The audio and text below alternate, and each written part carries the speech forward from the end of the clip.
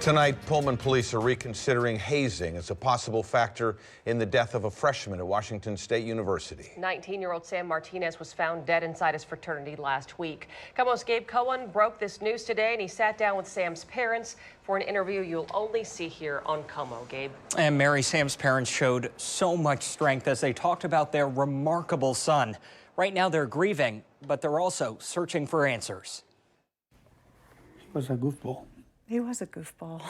Jolene and Hector consider themselves blessed to have shared 19 years with their son, Sam Martinez. Sam was an absolute spark of life and light. His smile could light up a room. That smile, I'll keep it down deep in my heart. Sam grew up in Bellevue. The kind-hearted kid and gifted soccer player started college this fall, studying business at Washington State University. We're very proud. We're very proud, and probably that's why we want to know what happened. It's been 10 days since Sam was found dead inside the Alpha Tau Omega fraternity at WSU. Pullman police say it was alcohol-related. The hole in our lives just feels bottomless. Just one day after the 19-year-old's death, police publicly ruled out hazing. But now they've reversed that. The chief telling me new information puts hazing back on the table. Do you have any reason to believe hazing was involved in this? I just think we don't know yet. I think that's the truth that we seek. Sam was pledging Alpha Tau Omega. Police tell me they held some sort of function the night he died. Do you know what that was? It was some kind of officially sanctioned event. The coroner claims Sam died overnight 4 hours before his friends found him. What happened? You know, did he suffer? Was he alone? It shows how many lives has been affected. This week, students held a vigil for Sam.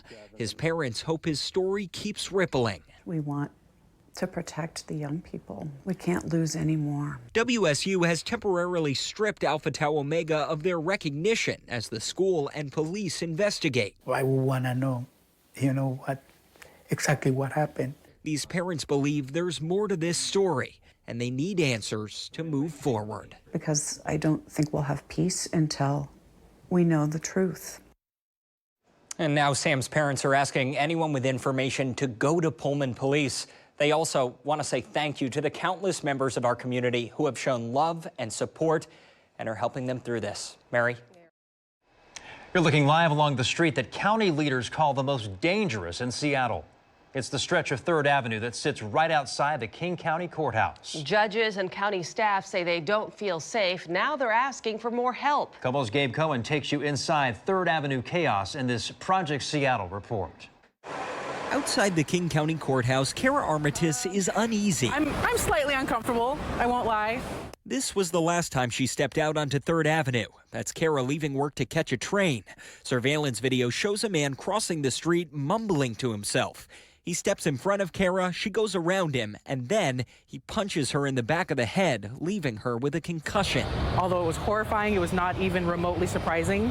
I've heard so many stories of people being attacked right here in this very spot.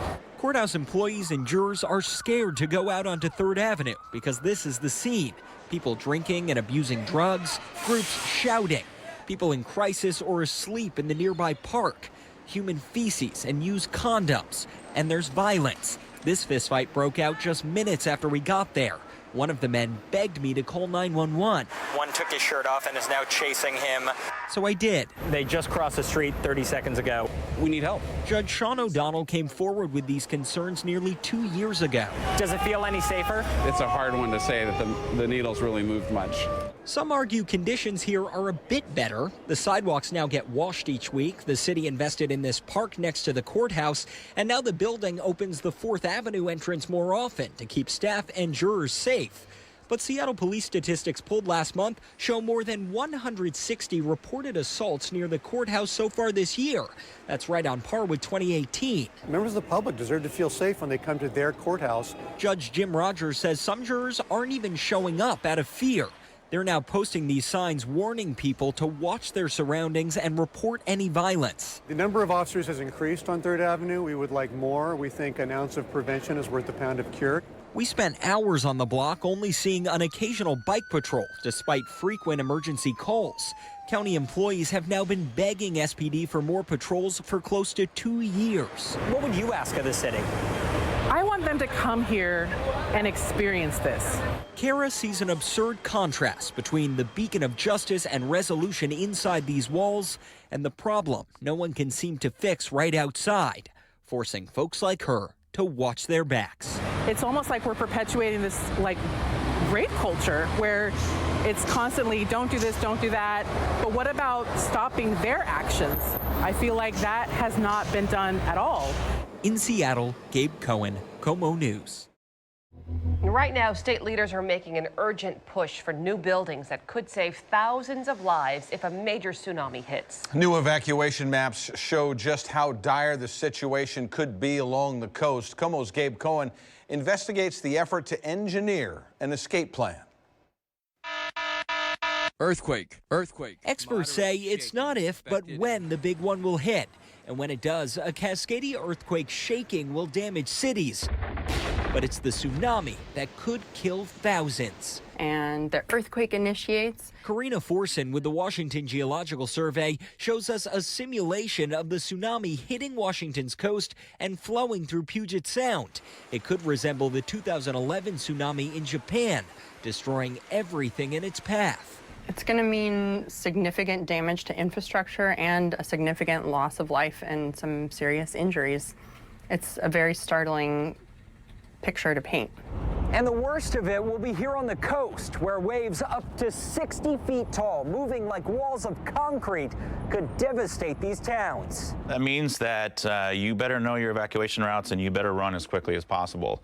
Maximilian Dixon and State Emergency Management are creating new evacuation maps for several towns, showing how to walk to high ground given roads would be impassable. Practice walking them. But these maps reveal a horrifying reality. For many people, there won't be time. Just look at Long Beach, where it could take some people 60 or 70 minutes to get to safety. Problem is, the tsunami hits in less than 30. What's the reality for people who live in those areas? Well, people are going to die.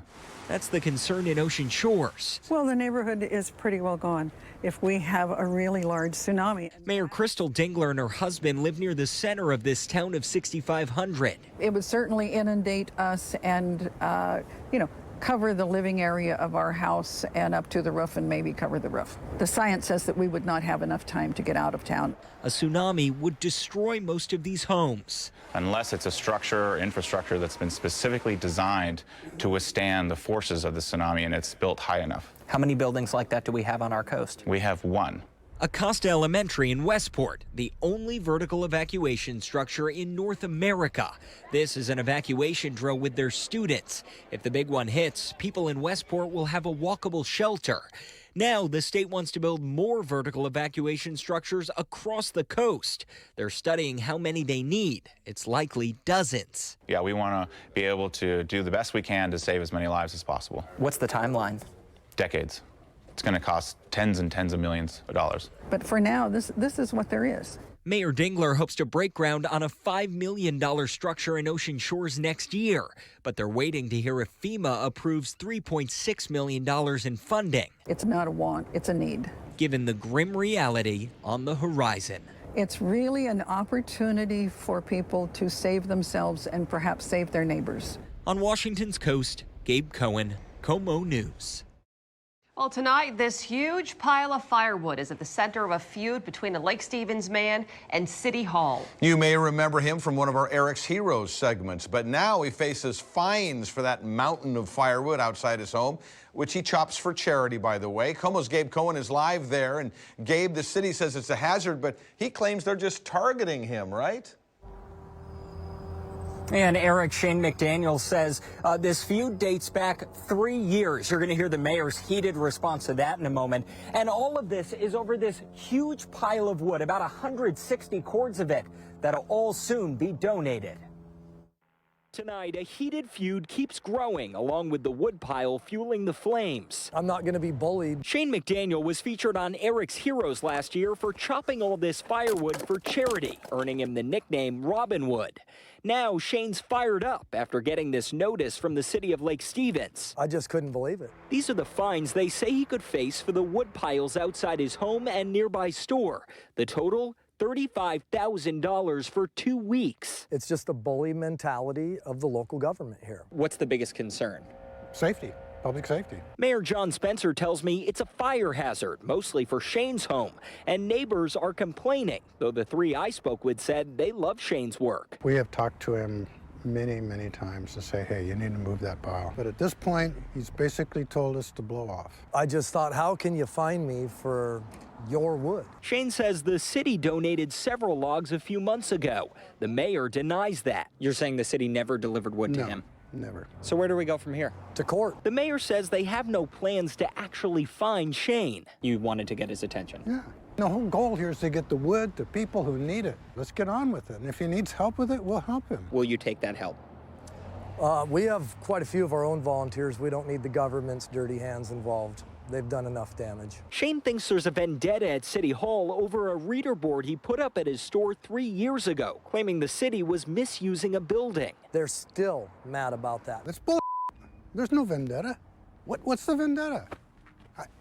He's a good guy. Neither side mincing words as the tension and the pile keep growing. I'm not going to let them piss on the whole parade on the 8-yard line. This is pretty damn silly.